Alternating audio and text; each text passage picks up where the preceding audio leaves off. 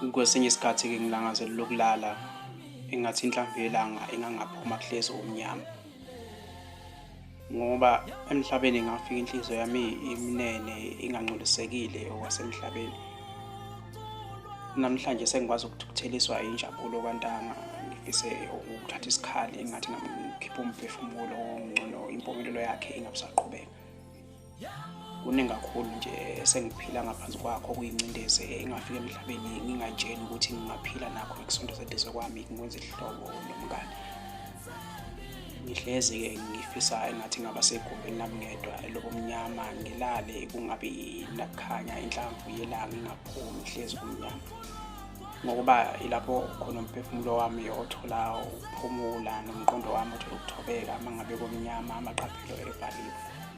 Ngoba akekho umuntu olokhu eshaya ihothi ethenga imoto noma ethola umsebenzi noma ethole isikole uma kumnyama, ngoba sonke siyalala.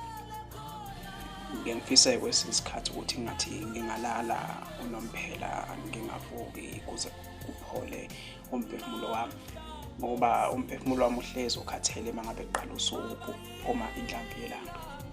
Ngihlezi ngifisa ngathi inhlamvu yelanga ingaphuma, ngoba uphuma kwenhlamvu yelanga ngikhathala umsebenzi wosuku emhlabeni ngingakawenzi.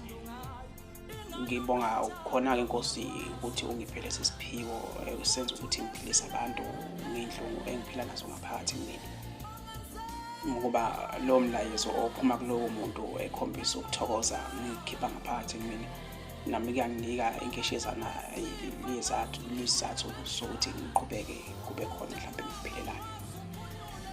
Kwesinye isikhathi-ke ngilangazela lokulala kungaphumi inhlamvu yelanga engathi kungahlezi kumnyama.